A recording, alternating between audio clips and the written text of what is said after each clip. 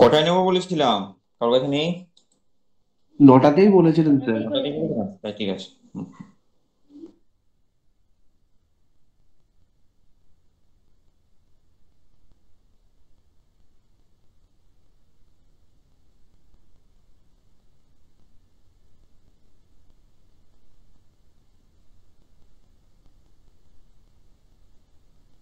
বাকিরা আসুক, তোদেরকে একটু সাজেস্টিভ টাইপের বলে দিই। এক সেকেন্ড, একটু হোল্ড কর।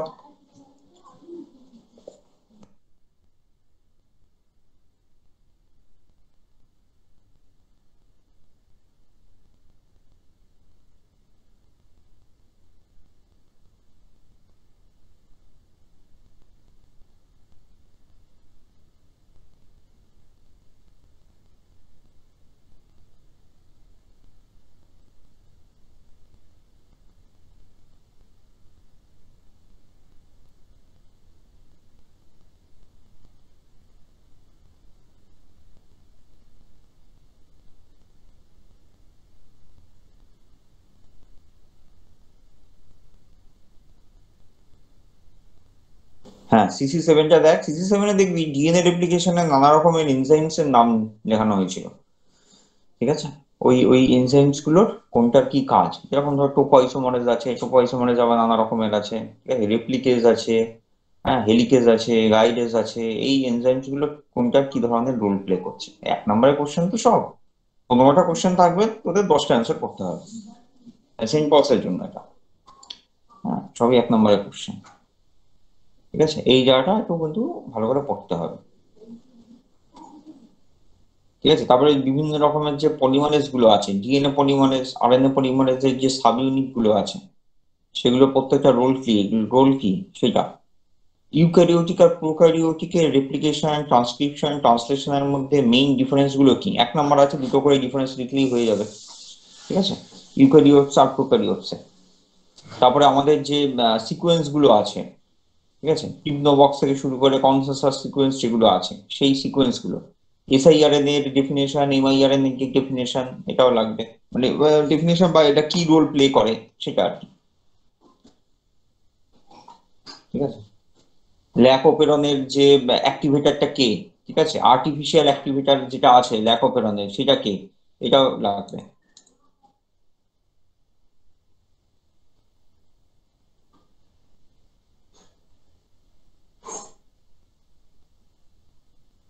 ঠিক আছে, এগুলো পড়বি। তারপরে হিস্টোন অ্যাসিটাইলেশন, ডিঅ্যাসিটাইলেশন, ওই জায়গাটা পড়বি, ওই জায়গাটা খুব ইম্পর্টেন্ট। ইন্ট্রন এক্সন, সেটার এখানে ইন্ট্রন কোনটা, এক্সন কোনটা, তার স্প্লাইসিংটা কিরকম ভাবে হচ্ছে, মানে বিভিন্ন রকমের স্প্লাইসিং মেকানিজম আছে, তো সেগুলো ওই ছোট্ট করে করবি। পলিআইজেনাইলেশন, তার জন্য কোন এনজাইমসটা লাগে, পলিআইজেনাইলেশনের জন্য বা ক্যাপিং এর জন্য কোন এনজাইমটা লাগে। রিয়াকশনটা 8 নম্বরের কোশ্চেন, তো রিয়াকশন না পড়লেও হবে, এনজাইমস গুলো নামটা পড়ে যাবে। ঠিক আছে, এটা সিসি 7-এর পার্ট। কোনো কোশ্চেন? স্যার কি অ্যাসিটাইলেশন বললেন একবার বলুন। হিস্টোনের অ্যাসিটাইলেশন, ডিঅ্যাসিটাইলেশন আছে না, ওইটা। ঠিক আছে। হুম। আচ্ছা, এবার তোরা চলে আস সিসি 5। সিসি 5 তো ভাইরোলজি চ্যাপ্টার তোদের। এই ঝামেলা এখানে তোরা ধর আরএনএ ভাইরাস কোনটা, ডিএনএ ভাইরাস কোনটা, তার দুটো দুটো করে এক্সাম্পল পড়লি। ঠিক আছে, তারপরে দেখবি বিভিন্ন রকমের জিনসের নাম আছে সেইগুলো। লাইটিক সাইকেল কি, লাইসোজেন সাইকেল কি, তার মধ্যে যে তোর জিনগুলো আছে, মানে C1 থেকে কোন জিনটা কিসে ইনভলভ, কি রোল প্লে করছে সেটা। তারপরে দেখবি লাইটিক লাইসোজেনি পড়ানোর আগে 1 স্টেপ গ্রোথ এক্সপেরিমেন্ট পড়িয়েছিলাম, মাল্টিপ্লিকেশন কার্ভ পড়িয়েছিলাম, ওইগুলো অল্প অল্প করে পড়বি।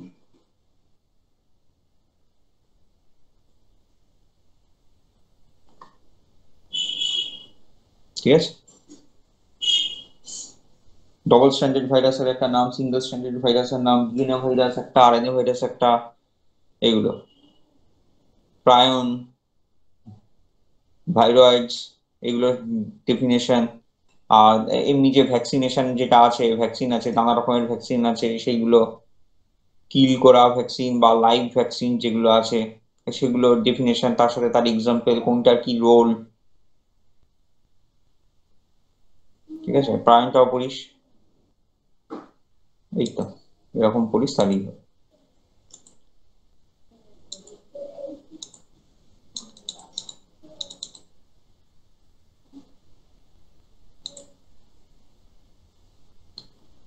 ঠিক আছে, আচ্ছা তাহলে পড়ে থাকলো সেক আর CC6, একটু আসবে বলে মনেও হচ্ছে না।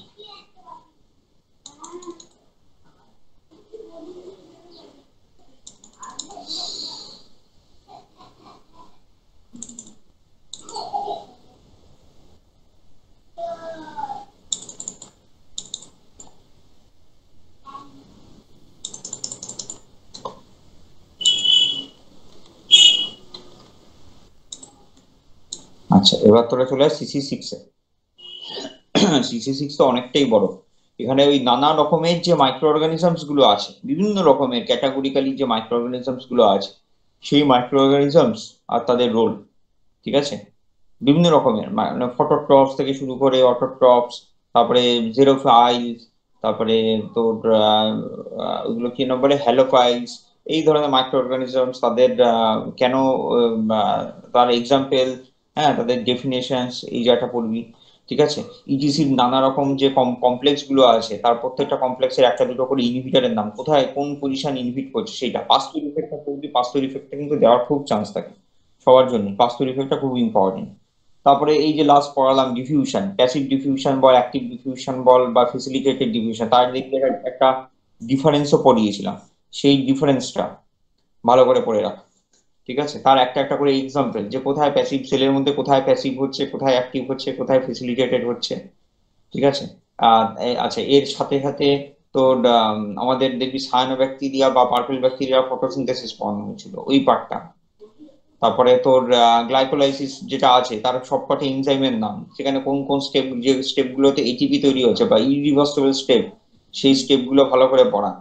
তার সাথে তোর পেন্টস ফসফেট পাথওয়ে, যে স্টেপ গুলোতে NADPH তৈরি হচ্ছে, ঠিক আছে, ওই সেইটা। তারপরে ইডি পাথওয়ে, সেইটা স্টেপ, ইডি পাথওয়ের সাথে নর্মাল পাথওয়েটার ডিফারেন্সটা কি হচ্ছে, এনার্জি কারেন্সি হিসাবে ডিফারেন্সটা কি হচ্ছে সেইটা। হ্যাঁ, নাইট্রেটেড অ্যাসিমিলেটরি বা ডিসিমিলেটরি রিয়াকশনস গুলো, সেটা বলি। ইটিসির কিন্তু তুই কম্পোনেন্ট গুলো তো পড়ছিসই, সেগুলো থেকেও ইম্পর্টেন্ট হচ্ছে ইনহিবিটার। 1 নম্বরের কোশ্চেন, ইনহিবিটার গুলো দেওয়ার চান্স কিন্তু সব থেকে বেশি। বিভিন্ন রকমের ইনহিবিটার, সব রকম ক্যাটাগরিক্যালি অনেক রকমের ইনহিবিটার পড়ানো হয়েছিল, সেগুলো সবই 4-5 রকমের ইনহিবিটার তো আছেই, সেগুলো সবকটাই পড়বি। ঠিক আছে, তাহলে CC6ও হয়ে গেল, এবার হচ্ছে ACC। নাইট্রেটেড অ্যাসিমিলেটরি আর ডিসিমিলেটরি কি বললেন? হ্যাঁ, অ্যাসিমিলেটরি ডিসিমিলেটরি রিঅ্যাকশনস গুলো, তার ডেফিনিশনস গুলো, ওগুলো পড়তে হবে।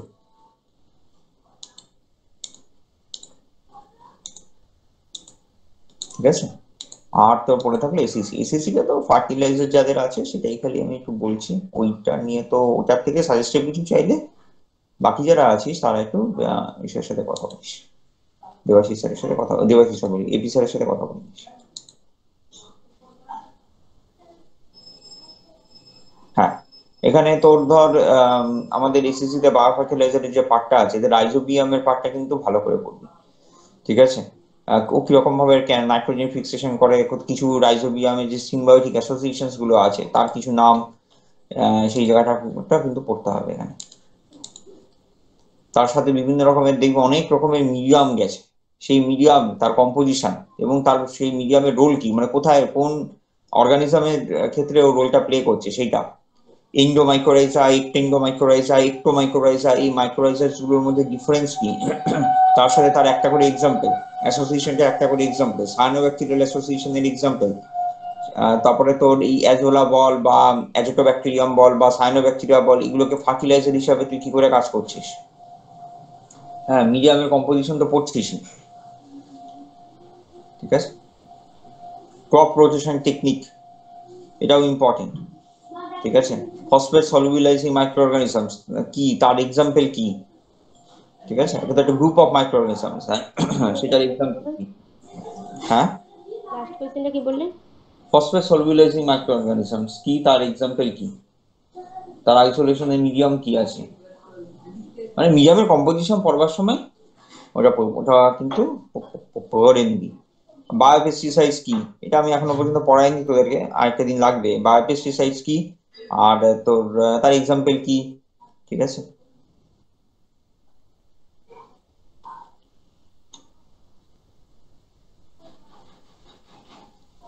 ঠিক আছে,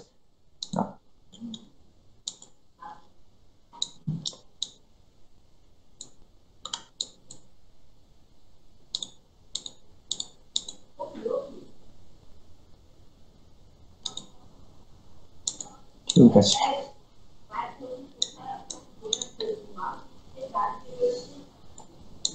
আচ্ছা, এবার তাহলে আজকে একটা শুরু করি।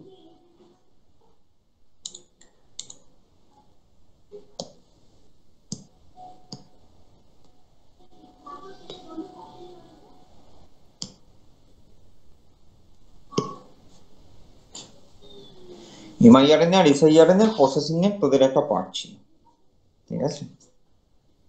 এ যা আছে এ একটু মুখস্থ করে নিতেই হবে, ঠিক আছে? এসআইআরএনএ প্রসেসিং এ তোর এই রাইবোসোমাল আরএনএ প্রসেসিংটা খুব ইম্পর্টেন্ট, ঠিক আছে? দেখবি তোদের রাইবোসোমাল আরএনএ প্রসেসিং বলেও একটা আছে, যদি নাও থাকে দরকার নেই, ওটাও এটার পার্টটার মধ্যেই পড়ছে। কি বলছে, to form mature RNA, ribosomal RNA তো অনেকগুলো আছে, ঠিক আছে? তাহলে যখন তোর আরএনএটা তৈরি হলো, তার থেকে রাইবোসোমাল আরএনএটাকে প্রসেসিং করে বের করাটা, এটা একটা আলাদা টেকনিক সেলের জন্য। কি বলছে, আরআরএনএ, দেখ অনেকগুলো আরআরএনএ নাম দিয়েছে, সেগুলো সব PrRNA 40S অ্যান্ড 45S ম্যামালসের জন্য।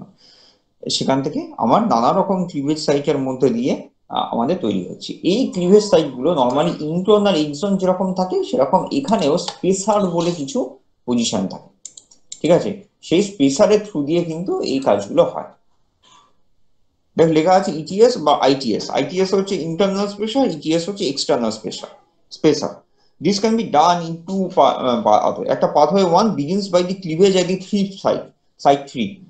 So 3 prime না কিন্তু site 3 ওটা, which represent 5.8s 28s RRNA এরকম কিছু সাইট আছে। আরেকটা হচ্ছে pathway 2, সেটা ক্লিপস করে কি at sites A0, 1 and 2 initially before cleaving at site 3. Site 3 তে ক্লিপ করবার আগে ওরা A0, 1, 2, 3 ওখান থেকে ক্লিভ আউট করে। এবার এখানে বিভিন্ন রকমের আরএনএ এর নাম দেওয়া আছে। U3SNO RNA কি বলছে, the most abundant SNO RNA required for আরআরএনএটাকে প্রসেস করতে গেলে এই আরএনএটা আমাদের লাগবে। Influences the pathway chosen, it associates with, দাঁড়া আমি একটু ধরতো, ধূপ জ্বালায় প্রচন্ড মশা।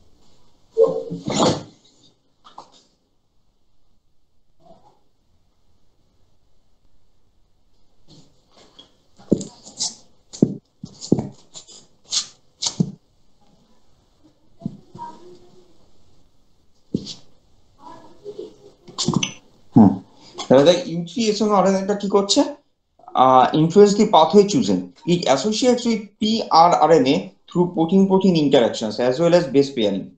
To allow the U3 to function properly, base pairing between 3', এটা কিন্তু 3', এটা পজিশন মানে সাইট 3 নয়, এই উপরে যে কমা সাইনটা দেওয়া আছে না প্রাইমে, ওটা কিন্তু 3'। 3' hinge region of U3 and complementary sequence of the 5' ETS is required. মানে ওই রিকোয়ারমেন্টটা তোকে বলছে, যদি শর্ট থাকে তাহলে এই রিকোয়ারমেন্টটা কি লাগে সেটা বলেই কিন্তু তুই ছেড়ে দিবি, আর কিছু লেখার দরকার নেই এটার জন্য।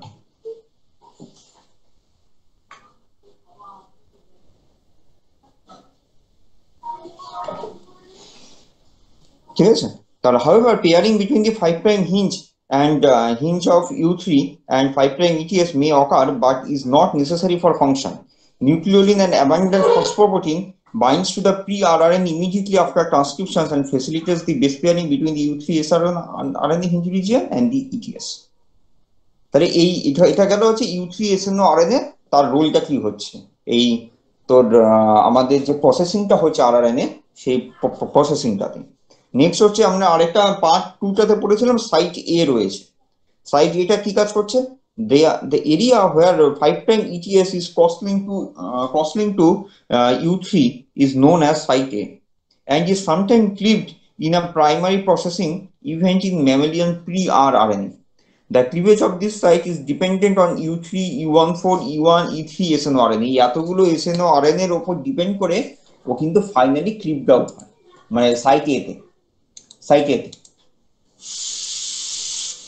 And although this cleavage is not prerequisite for the processing of pre-rRNA, the docking of SNO-RNP is crucial for the 18S rRNA যে প্রোডাকশনটা হয় তার জন্য এই বাইন্ডিং গুলো খুব দরকারি হয়ে পড়ে এই এতগুলো rRNA।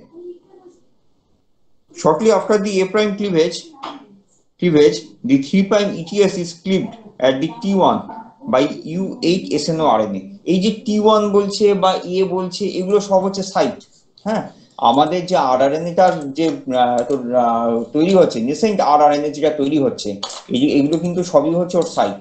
ঠিক আছে, এই সাইটগুলোতে গিয়ে আমাদের বাইন্ড আউট করছে, এই SNO-RNA গুলো বাইন্ড আউট করে সেখান থেকে ক্লিভ আউট করছে।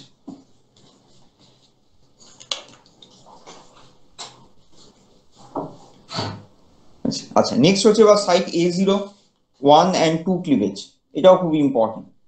সাইট A0, 1, 2 ক্লিভেজ কি বলছে, subsequent cleavage at A0, A1 and A2 requires U3 SNO-RNA, U14, SNR30, SNR10 in yeast cell as well as U22 in xenopus। xenopusটা নাম মনে রাখলেও চলবে, তোরা ম্যামাল বা যেগুলো ইস্ট আছে সেই পার্টগুলো পড়লেই হবে।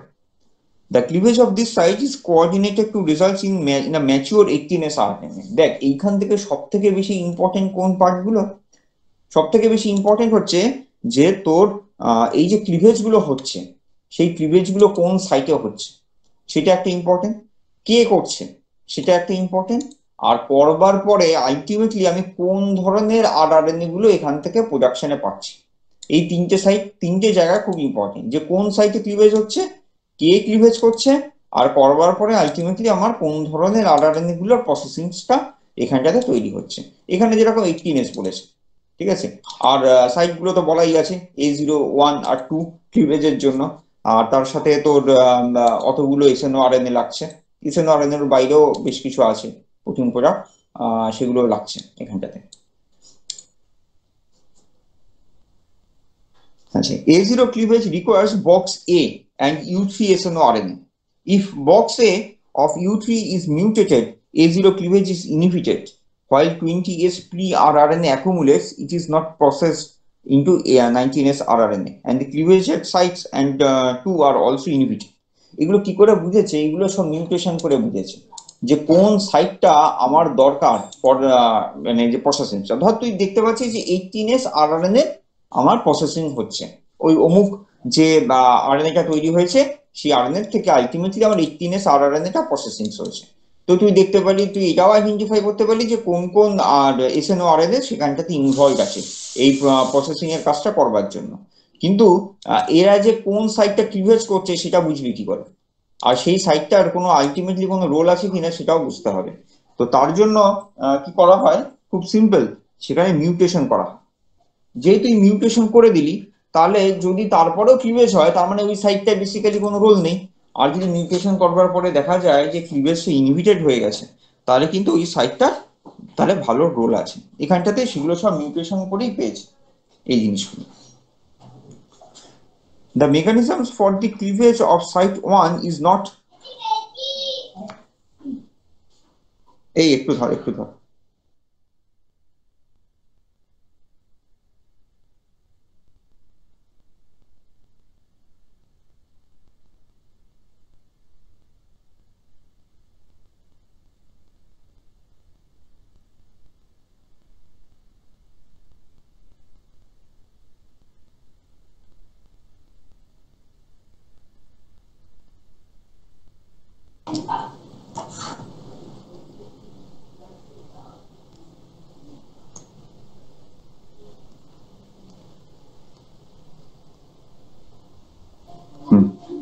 The mechanism for the cleavage of site 1 is not yet known. However, the positions of U3 box A near the site 1 helps to prove that box A is once again needed for site A1 cleavage. However, site 2 requires the 3' end of box A and U3 S1 RNA for cleavage. মুখস্থ করতে হবে, এই কিছু করার নেই, কারণ তোকে এই সাইটগুলোর নাম মনে রাখতে হবে যে কে কোন সাইটটা ক্লিভেজ করছে আলটিমেটলি। সাইট 3 ক্লিভেজে আবার কি আসছে? U3 whereas U3 SNO RNA is required for 18S rRNA, U8 SNO RNA required for 58S R 28S rRNA। যে বললাম যে কোন কোন SNO RNA গুলো দিয়ে কোন rRNA গুলো প্রসেস হচ্ছে সেটা আমাকে মনে রাখতে হবে, তাহলেই হয়ে যাবে কাজ। And subsequently forms the 3' তে কাটলে ITS1 মানে হচ্ছে তোর ইন্টারনাল স্পেসার যেটা আছে, subsequently forms 32S pre-RNA and long-lived intermediate. Cleavage at site 4 within ITS2 যদি হয় তাহলে ও 5.8S rRNA তৈরি করছে। ITS1 দিয়ে ক্লিভেজ করলে তোর 32S তৈরি করছে, আর ITS2 দিয়ে ক্লিভেজ করলে 5.8S rRNA তৈরি করছে। That is no longer at site 3' end. To trim 3' end, cleavage must occur at sites 4 and 5. It is hypothesized that site 3 may serve as a link between 18S and 28S rRNA processing pathway in higher organisms. Hypothesize করা হয়। আচ্ছা, এবার smaller interfering আরএনএটা আমাদের কি বলছে? Sometimes known as short interfering or silencing RNA, খুব ছোট RNA. হ্যাঁ, ইনিশিয়ালি এগুলোর কোনো রোল তো সেরকম ভাবে ভাবা হতো না, কিন্তু পরবর্তীকালে দেখা গেল যে পুরো সেটআপের মধ্যে এদেরই রোলটা হচ্ছে একেবারে হিউজ রোল। ঠিক আছে, এদের রোলটা হচ্ছে একেবারে হিউজ রোল। বুঝেছেন কি বলছে? কিরকম টাইপের সাইজ হয় এদের? বলছে 20 to 24 বেস পেয়ারের সাইজ মাত্র ইন লেন্থ, সিমিলার টু এমআইআরএনএ। এমআইআরএনএরও এরকম ধরনেরই সাইজ হয়। And operating within the RNA interference pathway, it interferes with the expressions of the specific genes with complementary nucleotide sequence. ওর এই যে যেটা তৈরি হলো এই 20 থেকে 24 বেস পেয়ারের একটা শর্ট আরএনএ, সেই আরএনএটার যে কমপ্লিমেন্টারি বেস পেয়ারিং আছে আমাদের টোটাল পুলে, ঠিক আছে, সেইটার সাথে সেইটার এক্সপ্রেশনের কন্ট্রোলে ওর কিন্তু রোল প্লে করে। চিন্তা কর, যদি গিয়ে বাইন্ড আউট করে যায় কোনো জায়গায়, তাহলে সেই জায়গাটা ডবল স্ট্র্যান্ডেড আরএনএ হয়ে গেল। ডবল স্ট্র্যান্ডেড আরএনএ কিন্তু সেলের মধ্যে স্টেবল থাকে না, জায়গাটা ডিস্ট্রয়েড হয়ে যায়। তার ফলে most of the time genetic expression ইনহিবিশনের জন্য ওর কিন্তু একটা হিউজ রোল প্লে হয়। ঠিক আছে, যেরকম ধর আমাদের হাতের 5খানা আঙুলি থাকে, ঠিক আছে, তোর যে জিনের থেকে এক্সপ্রেশন হয়ে এই পরপর আঙুলগুলো তৈরি হচ্ছে, সেই জিনের এক্সপ্রেশনটা যদি তোর কন্টিনিউয়াসলি হয়, তাহলে তো তোর কন্টিনিউ সারা জীবন ধরে খালি আঙুল তৈরি হতেই থাকবে, সেটা তো হয় না। সেই ধরনের এক্সপ্রেশনটাকেও কিন্তু কন্ট্রোল হয়। আমি জাস্ট এজ এক্সাম্পল হিসাবে বললাম, এইটা এসআইআরএনএ দিয়ে কন্ট্রোল হয় না, কিন্তু এসআইআরএনএ রোলটা এখানটাতে হিউজ। মেকানিজম কি বলছে? Long double stranded RNA is cleaved by an endoribonuclease called DISA। মানে এসআইআরএনএটা কি করে আমার তৈরি হলো এখানটাতে, তার থ্রু দিয়ে কি করে আমি জিন সাইলেন্সিং এর মধ্য দিয়ে মুভ করতে পারছি, সেটা এবার আমাকে বুঝতে হবে। বলছে যে একটা ডবল স্ট্র্যান্ডেড আরএনএ আছে বেশ বড় সড়ো, সেটা ক্লিভ হচ্ছে এন্ডোরাইবোনিউক্লিয়াস, মানে মাঝামাঝি জায়গা দিয়ে কিন্তু ক্লিভ হচ্ছে। কার দ্বারা ক্লিভ হচ্ছে? ডাইসার দিয়ে। Dicer cuts the long double-stranded RNA to form short interfering or siRNA. That is what enables the molecules to form RNA-induced silencing complex. এরপরে আমার রিস্ক বলে একটা কমপ্লেক্স তৈরি হচ্ছে। Once siRNA enters the cell, it gets incorporated into the other proteins to form the risk. বাকি সব proteins গুলোকে নিয়ে ও রিস্ক কমপ্লেক্স তৈরি করছে। মানে রিস্কের কিন্তু একটা ভাইটাল কম্পোনেন্ট হচ্ছে কি আমার siRNA। Obviously siRNA হতেই হবে। Once the siRNA is a part of this complex, the siRNA is unwound to form single-stranded siRNA. খেয়াল করে ডবল স্ট্র্যান্ডেড ছিল, ডবল স্ট্র্যান্ডেড থেকে কিন্তু ও এবার নিজেকে সিঙ্গেল স্ট্র্যান্ডেডে মুভ করলো, ও কিন্তু সিঙ্গেল স্ট্র্যান্ডেডে মুভ করে গেল, তোর যেটা ডবল স্ট্র্যান্ডেড ছিল। দেন কি করছে? The strand that is thermodynamically less stable due to its base pairing at the 5' end is chosen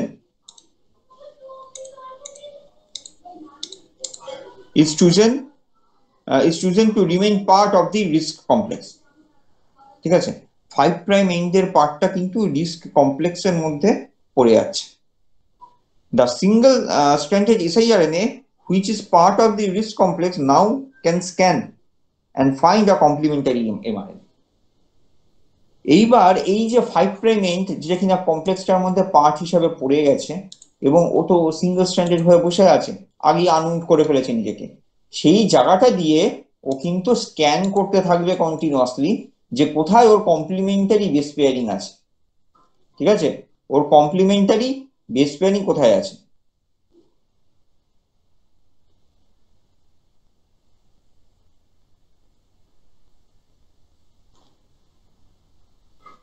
ঠিক আছে,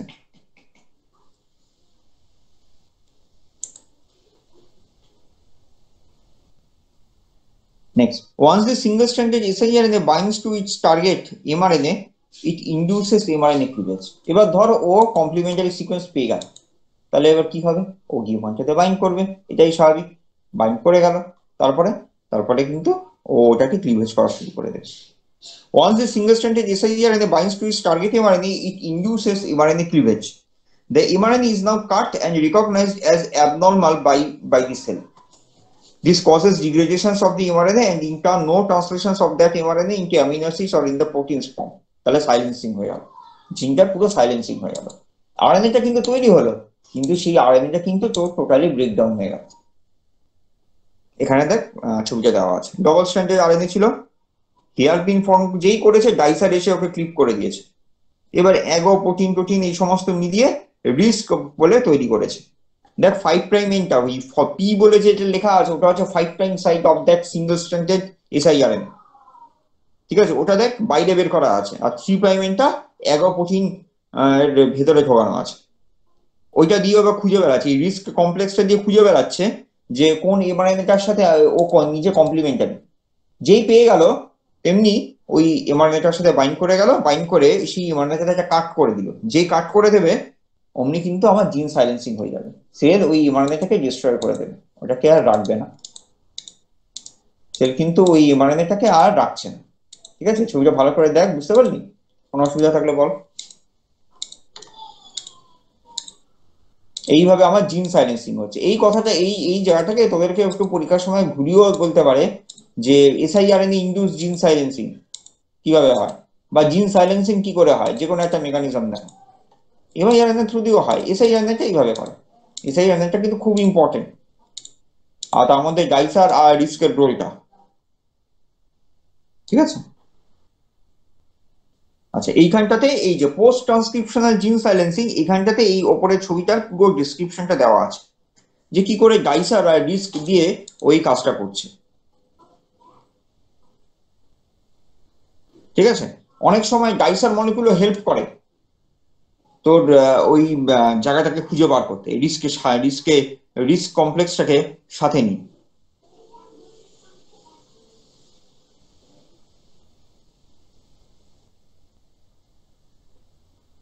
এটা হচ্ছে ট্রান্সক্রিপশনাল জিন সাইলেন্সিং। কি বলছে, alternatively siRNA can be Incorporated into RNA induced transcriptional silencing complex.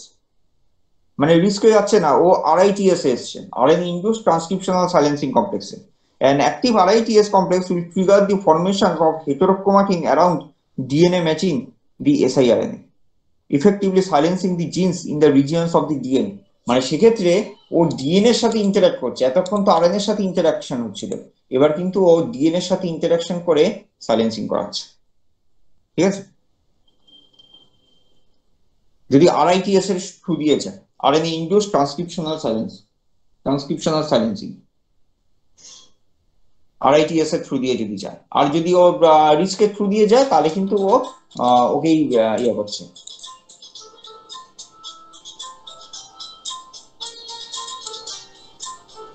ঠিক আছে, আর এসআইআরএনএ এমআইআরএনএ ডিফারেন্সটা পড়ে নিবি, তাহলেই হয়ে যাবে। কোনো কোয়ারিজ থাকলে বল এখান থেকে।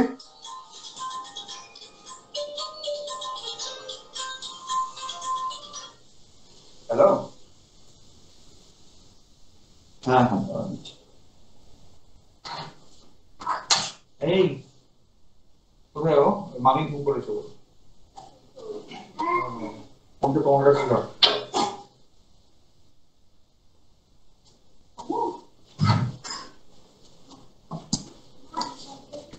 ঠিক আছে তাহলে আমি পরের স্লাইডটাতে মুভ করছি এমআই এটা একটা পেপার দিয়েছি এটা তোদের লেগে যাবে মাস্টার্স করবার সময় পেপারটা লেগে যাবে খুব ক্লাসিক একটা ভালো পেপার এটা কি বলেছে তার পেপারটা overview of a micro RNA biogenesis mechanism of actions and circulation তোদের সেরকম ভাবে পড়বার দরকার নেই এমআইআরএন এর আর তোদের লাগবে যে কি করে ওটা তৈরি হচ্ছে ঠিক আছে দেখ এই পার্ট পুরোটা পড়বার দরকার নেই এই পেজ নাম্বার 2 এর এই পার্টটা একটু লিখে রাখ বায়োজেনেসিস অফ এমআইআরএনএ বলে একটা হেডিং আসে এখান থেকে তোদের শুরু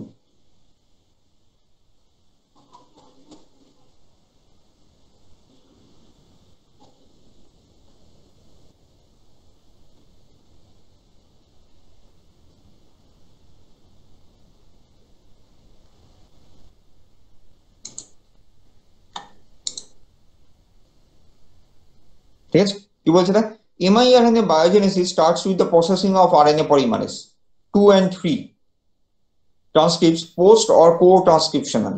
About half of all currently identified miRNA are intragenic and processed mostly from introns or relatively few exons of protein coding genes, while the remaining are intergenic, transcribed independently of a host gene and regulated by their own promoters.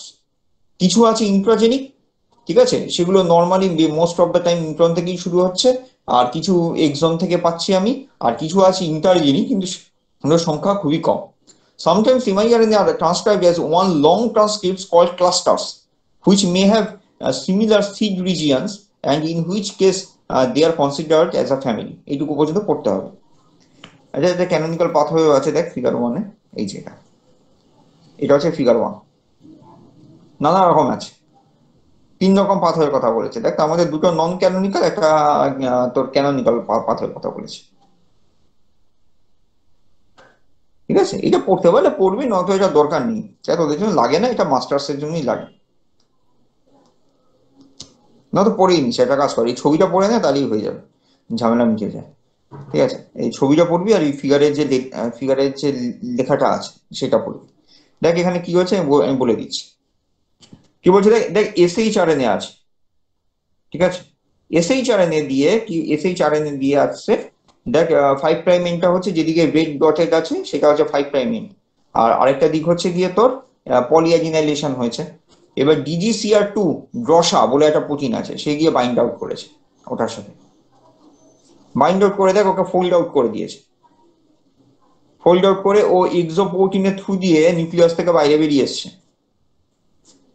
বেরিয়ে এসে দেখ এক্সোপ্রোটিন 5 RAND TTP যেটা ছিল ওটা GDP হয়ে গেছে hydrolysis হয়েছে ওটা বেরিয়ে গেছে আর প্রি এমআইআরএনএটা আলাদা হয়ে গেছে প্রি এমআইআরএনএটা দেন অ্যাগো প্রোটিনের সাথে বাইন্ড করছে ওই অ্যাগো প্রোটিন যেটা আগের বারও ছিল এসআইআরএনএ সেরকমই অ্যাগো প্রোটিনের সাথে বাইন্ড করে ও এমআই রিস্ক কমপ্লেক্স ও তৈরি করছে তারপরে ও তো যেটা রোল সেই রোলের দিকে মুভ করছে ওই এমআই রিস্কের পরের পার্টটা না পড়লেও চলবে ওটা হচ্ছে কি করে ও অ্যাকশন করছে ঠিক আছে সিনথেসিস হচ্ছে ওর বায়োজেনেসিস হচ্ছে এমআই রিস্ক পর্যন্ত ঠিক একই রকম ভাবে মিক্রন থেকে ও একই রকম ভাবে স্প্লাইসোসোম হয়ে ডাইসারের থ্রু দিয়ে ও রিস্কে ঢুকছে এখানে ডাইসারের থ্রু দিয়ে রিস্কে ঢুকছে যেরকম এসআইআরএনএ ঢুকে আর ক্যানোনিক্যাল পাথওয়েতে দেখ প্রি এমআইআরএনএ ছিল মানে ইনিশিয়ালি তৈরি হয়েছিল ওটা অ্যাজ এ এমআইআরএনএ হিসাবে কিন্তু প্রি এমআইআরএনএ সেটা প্রসেসিং হচ্ছে সেই DGCR8 বা ড্রসা দিয়ে প্রসেসিং হয়ে আলটিমেটলি এক্সোপ্রোটিন দিয়ে বাইরে বেরিয়ে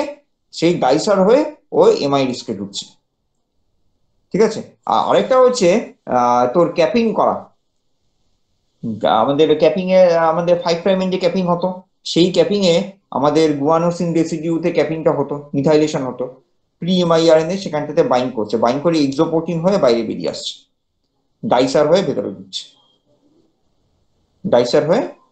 ঢুকছে ঠিক আছে কোন কোয়ারিজ থাকলে বল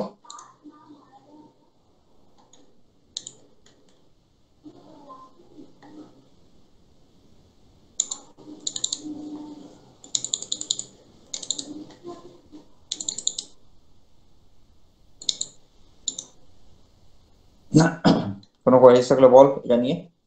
ওই পর্যন্তই পড়বি, হ্যাঁ, নিচের একদম নিচের এই পার্টটা পড়বার দরকার নেই যেখানে প্রসেসিং, তোর প্রসেসিংটা চলছে, ঠিক আছে? ফিগারের লেখাটা একটু পড়লি। আচ্ছা, এবার হচ্ছে এই পার্টটাতে আমাদের পড়তে হবে পেজ নাম্বার 4-এ। মাইক্রো আরএনএ ইমিডিয়েটেড জিন সাইলেন্সিং কি করে হচ্ছে ভায়া এমআই রিস্ক। একটা পড়বো তাহলেই হবে। কি বলছে? The minimal miRNA induce gene silencing consist of a guide strand and এজিও.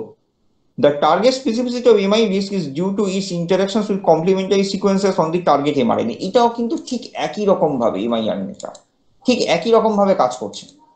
কিরকম ভাবে?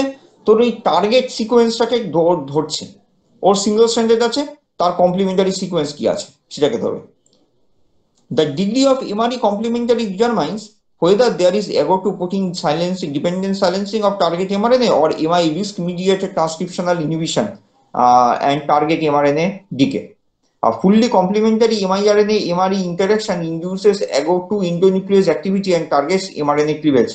However, this interaction destabilizes the association between ago and the 3' end of the miRNA, promoting its degradation. এই পর্যন্ত খালি পড়বি ফার্স্ট প্যারাটা, আর কিছু পড়ার দরকার নেই এই জিন সাইলেন্সিং এ, ঠিক আছে? আর কিচ্ছু পড়তে যাবি না। এগুলো লাগবে তোদের সবই, কিন্তু সেগুলো মাস্টার্সে লাগবে, এখন লাগবে না। আর এইবার এই জায়গাটা পড়তে হবে। এই যে এমআই রিস্ক পর্যন্ত পড়লি, ওর বায়োজেনেসিসের পার্টটা। এমআই রিস্ক পর্যন্ত কি পড়লাম আমরা? ওর যে বায়োজেনেসিস হচ্ছে সেই পার্টটা। এমআই রিস্কের পরে এই যে পার্টটা যেখানে কিনা টার্গেট স্পেসিফিক ডিগ্রেডেশন হচ্ছে, এই পার্টটা হচ্ছে কিন্তু ওর বায়োজেনেসিস না, এটা হচ্ছে ওর মেকানিজম অফ অ্যাকশনটা কিরকম ভাবে হচ্ছে সেই পার্টটা, ঠিক আছে? এমআই রিস্ক হয়ে গেছে। আলটিমেটলি তোর 3-4টে পাথ হয়ে যেখান দিয়ে আসুক না কেন, সেখান দিয়ে তোর ক্যানোনিক্যাল হোক বা নন ক্যানোনিক্যাল হোক, সব জায়গা দিয়ে এমআই রিস্কই ও তৈরি করছে, ঠিক আছে? তৈরি করে দেখ, ট্রান্সলেশন ইনিশিয়েশন যখন হয়েছে, তুই GW182 এর পজিশনটা দেখ, ওইখানটাতে গিয়ে কিন্তু এমআই রিস্কটা বাইন্ড আউট করেছে, ওইখানটাতে গিয়ে এমআই রিস্কটা তোর বাইন্ড করেছে, ঠিক আছে? বাইন্ড করবার পরে কিন্তু কাট করেছে। কাট করবার পরে দেখ, তো ইলংগেশন ফ্যাক্টর 4 যেটা ছিল সেটাকে বার করে দিয়েছে, ঠিক আছে? তারপরে ডিক্যাপিং কমপ্লেক্স ওটাকেও বার করে দিচ্ছে। তার ফলে এমআরএনএ ডিগ্রেডেশন কন্টিনিউয়াসলি হয়ে যাচ্ছে। XRN1 আসছে, এসে এমআরএনএ ডিগ্রেডেশন করে দিচ্ছে। এটা একটু পড়তে হবে, হ্যাঁ, নিচের দিকটা একটু পড়তে হবে। এই যে বলেছে না, in most cases MI RISC binds to the target mRNA to induce translational inhibition, most likely by interfering with EIF4F complex. ওটা একটা যেরকম আমাদের তোর দেখতে পেয়েছিস যে তোর ইউক্যারিওটসের অনেকগুলো ট্রান্সক্রিপশনাল ফ্যাক্টর থাকে বা ট্রান্সলেশনাল, এটা বেসিক্যালি ট্রান্সলেশনাল ফ্যাক্টর, ইলংগেশনের জন্য থাকে, ইনিশিয়েশনের জন্য নানা রকমের ফ্যাক্টরস ইনভলভ থাকে, ঠিক আছে? প্রোক্যারিওটসের ক্ষেত্রে এত ফ্যাক্টর পত্রের কোনো ব্যাপার নেই। Next, GW182 family proteins bound to the argonaute to recruit poly A adenylase, মানে পলি এ যেখানে অ্যাডিনাইলেশন হয়েছে সেখানটাতে PAN2/3 অ্যান্ড CCR4 নট, তারাও কি ওখানে বাইন্ড করছে, বাইন্ড করে ডি অ্যাডিনাইলেশন করা শুরু করছে। মানে 3' এন্ডে যে অ্যাডিনাইলেশনটা আমি করে রেখেছিলাম এবার এটাকে স্টেবল রাখবার জন্য, সেটাকে আমি আবার ডি অ্যাডিনাইলেশন করা শুরু করে দিচ্ছি, কারণ ওটাকে এবার তাহলে আমি ডিস্ট্রয় করতে পারবো। ওগুলো তো তুই 5' ক্যাপিং বল বা ডিঅ্যাডিনাইলেশন বা অ্যাডিনাইলেশন বল, এগুলো সবই হয়েছিল তার এমআরএনএটাকে স্টেবল করবার জন্য, এমআরএনএটার থেকে ভালো করে যাতে ট্রান্সলেশন হয় এবং এমআরএনএটার লাইফ স্প্যানটাকে আমার বাড়ানোর জন্য। এবার আমি এমআরএনএটাকে ডিগ্রেড করছি, রিস্ক অলরেডি বাইন্ড করে গেছে, and that brings the signal যে ওই অ্যাডিনাইলেশনটাকে এবার ডিঅ্যাডিনাইলেশন করো আর ডিক্যাপিং করো। তাই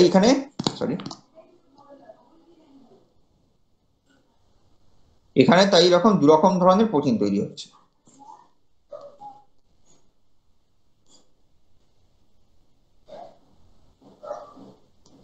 ঠিক আছে? ডিক্যাপিং কমপ্লেক্স,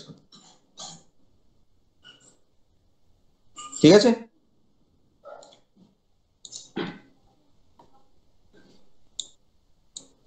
বল, কোনো কোয়ারিজ থাকলে বল। প্রসেসিংটা তাহলে হয়ে গেল।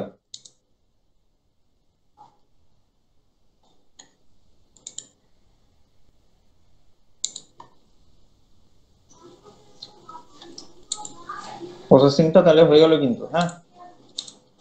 আর কোনো কোয়েরিজ থাকলে বল।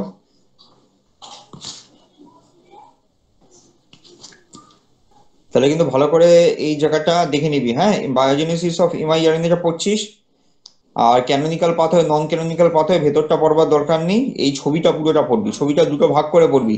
রিস্ক পর্যন্ত, এই এমআই রিস্ক পর্যন্ত হচ্ছে তোর ক্যানোনিক্যাল নন ক্যানোনিক্যাল পাথওয়ের আন্ডারে পড়ছে, মানে কিভাবে তৈরি হচ্ছে এইটা, সেটা সেটা আর কিন্তু এই পার্ট পর্যন্ত পড়ছে। আর তারপরের পার্টটা হচ্ছে কি করে ও কাজ করছে, তার জন্য এই মাইক্রো আরএনএ মিডিয়েটেড জিন সাইলেন্সিং ভায়া এমআই রিস্ক ফার্স্ট প্যারাটুকু খালি পড়বি, আর কিচ্ছু পড়বার দরকার নেই, ফার্স্ট প্যারাটুকু পড়বি খালি। ঠিক আছে, কোনো কোয়েরিজ থাকলে বল।